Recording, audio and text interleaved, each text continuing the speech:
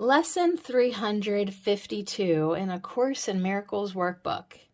It's kind of impressive and hard to almost believe that we're almost end of our year-long journey together that, yes, if we're calling me out, has taken me a few years to finally get on the books. But time doesn't even really exist, so, we can forgive ourselves for that. And as a matter of fact, we can forgive ourselves for everything, and we can forgive everyone for everything, knowing that nothing ever happened. So put that in your Christmas card this year. Lesson 352. Judgment and love are opposites. From one come all the sorrows of the world, but from the other comes the peace of God himself. I think you can kind of figure out which one's which. Forgiveness looks on sinlessness alone and judges not. Through this I come to you. Judgment will bind my eyes and make me blind. Yet love, reflected in forgiveness here, reminds me you have given me a way to find your peace again. I am redeemed when I elect to follow in this way. You have not left me comfortless. I have within me both the memory of you and one who leads me to it. Father, I would hear your voice and find your peace today. For I would love my own identity and find it in the memory of you. Very nice. So that's where we're at today. Lesson 352. Love and judgment are opposites. I mean, I have to acknowledge that even when I think I'm doing really good on the love quest, I teeter-totter. I go back and forth. I mean, judgment is so practiced that you just keep falling back into it. And I mean, you can't be too hard on yourself, especially, get this, especially if you're noticing like, oh my God, I was absolutely horrible today. Great. That is great of you to notice how horrible you were, because before you weren't even aware of it.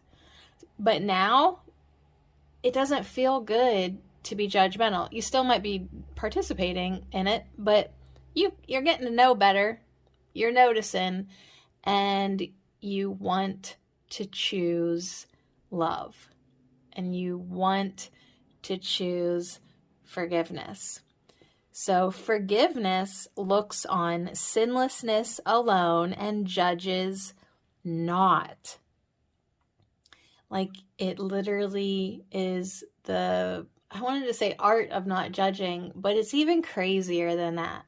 Forgiveness sounds delusional when you start to tell yourself things like, I'm forgiving my brother for the sins that he did not commit. It's getting kind of wiggity whack, but that is exactly that which a lot of us need. And that's why the Course in Miracles has always and continues. I'll probably have to always do this, but it really does work wonders in my life. Tina Jesus, for lesson 352, said the most important thing, if you haven't caught on by now, that they've been trying to tell us again and again, is that forgiveness is the most important thing. So it is, truly. If you can do one thing today that's most important, forgive knowing that no sin was ever committed. It didn't happen in truth.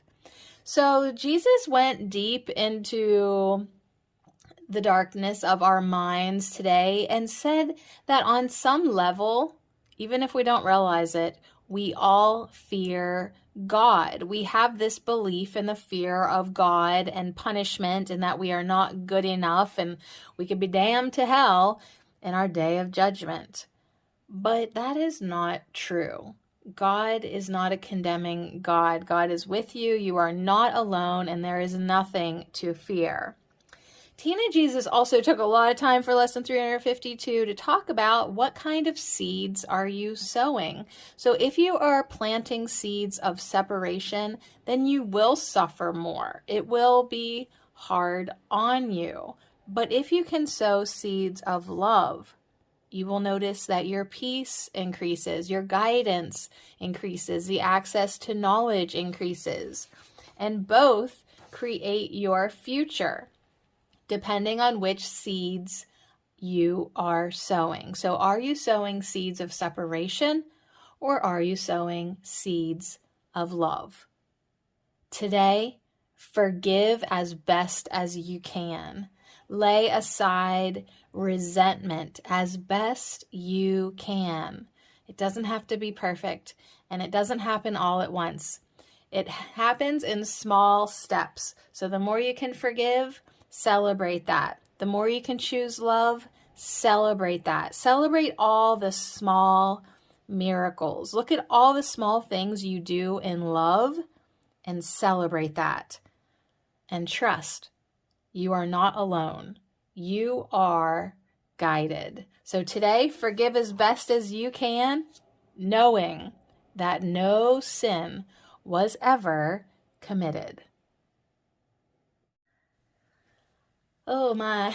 So a couple weeks ago, I posted this short on YouTube, and I think I used the word sinlessness, or teenagers cannot sin. And it did bring forth some Christians who very solidly believe in sin. And of course there is sin in the world. And I guess that's where A Course in Miracles is definitely not Christianity, in the sense that it's just crazy. It's just crazier than Christianity. There, I'll just say it. I love A Course in Miracles, but it is crazy. So no sin was ever committed. That triggered a few folks. But if it can trigger in you the next step on your forgiveness journey, on your practice of forgiveness, let it. Entertain the idea that no sin was ever committed, and that's how and why it's so easy for you to forgive. It's so easy for you to forgive because no sin was ever committed, because you can't commit a sin in a dream that in reality and truth in God does not exist. So we're still at home with the Father. Tina Jesus had a lot to say. Definitely tune in to Tina Louise Spalding. Listen to 352 for yourself. I can only capture so much on paper, but my takeaway is that every day I'm just going to forgive as best as I can. I'm going to lay resentments down as often as I can. I'm going to choose love, celebrate choosing love when I am aware of my resentment and I'm aware of that big bad bitch that lives inside of me. I'm just going to say, whoa, as best I can. I'm going to walk away from this opportunity to side with judgment and criticism and annoyance and resentment. I'm going to walk away and step back as best as I can in this moment. And I'm just going to let it go as best as I can right now. And it is a small little chipping away at some of these practiced resentments. So you have to acknowledge that you have practiced thinking about this, you've practiced holding on to it, you've practiced hating it, you've practiced being mad at someone for a really long time. And it's just going to take, on the opposite direction, practice of love, practice of forgiveness, practice of letting it go. I mean, some things, yeah, it's just like in a snap, you can forgive it. But most everything else, it's the small steps in the miracles. Pathwaysoflight.org. Welcome to the reading, A Course in Miracles Workbook Lesson 352, Insights. Judgment and love are opposites. From one come all the sorrows of the world, but from the other comes the peace of God Himself. If I am not feeling peaceful, it is important for me to remember that I have made a judgment on my own. If I am not peaceful, I have not listened to the Holy Spirit.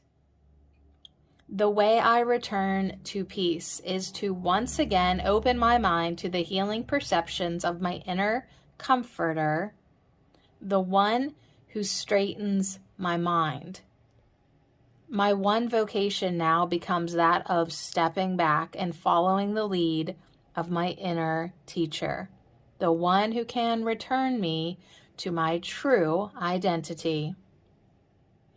I can tell right away when I have stepped away from the Holy Spirit's guidance, and the barometer that tells me this is my level of peace. Paying attention to my level of peace helps me recognize the signal that it is time to again step back and open my mind for a mental adjustment. I have forgotten once again that I need to allow the Holy Spirit to return my mind to peace. Judgment brings sorrow. Forgiveness brings peace. Today, it is my practice once again to pay attention to my level of peace. Today, it is my practice to step back and let myself be guided by the Holy Spirit. Today is a day of mind healing.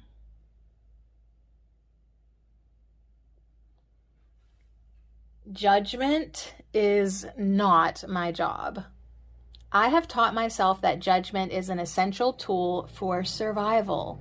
I need it to protect myself from the evils of the world, from other people's attacks, from the dangers of the environment, even from those who I believe love me. Judgment is the primary tool of the ego to hold separation in place in my mind. It is judgment that reinforces that I am different from everything and everyone else. The ego does not want us to recognize the pain that judgment brings. In fact, it tries to convince us that judgment is the way we protect ourselves from pain. It does not tell us that the life that judgment protects is not life at all, but really death. Judgment protects us from the love of God, which the ego fears. Here again, we see the insanity of the ego. It seeks endlessly for love, but fears it, and therefore does not really want it. No one finds what they do not want. And so the ego's mode of operation of seek and do not find is held in place. Yet beneath that ego fear, the love that we are calls to us. We feel its attraction and we yearn to remember it. It is there to be found. We need only follow the guide who knows the way to it. The ego does not know the way because it does not know what love is, being itself the rejection of love. But the Holy Spirit knows the way, being the messenger of love in our minds. All I need to do is practice listening for the Holy Spirit's guidance in my mind. He will judge all things for me on my behalf if I will let him. Because his judgment is very simple, it sees only what is real and rejects the unreal. His judgment leads me out of the pain of the judgment I have tried to do on my own. The Holy Spirit knows how to judge truly. Thus, listening to his voice is the means by which I am freed from all sorrow and my mind is opened to the peace of God. Today, I will practice stepping back and following. I would not lead. I would follow in his footsteps as he leads me back to the memory of my Father, to the self that God created to be love and nothing else. Thus will I receive God's peace and share it with all my brothers. I am having an issue with my supervisor right now, and I sense that she's being distant and somewhat cold with me. I believe that part of that perception comes from my own paranoia, my own insecurities when I forget who I am. But most of it is from the judgment you speak of, that tool that I think I need to protect me from the evils of the world. So then what happens is that I put on those gloves of defense and prepare to protect myself in case my supervisor says or does something that I perceive as hurtful. And if she senses that I'm wearing defense gloves, naturally she's going to put gloves on to protect herself, and the ego is standing back, enjoying the victory. The Course asks me to think of my brother as a mind in which illusions still persist. These lessons help me to remember not only who I am, but also who my supervisor is. My supervisor's peace and mine are one.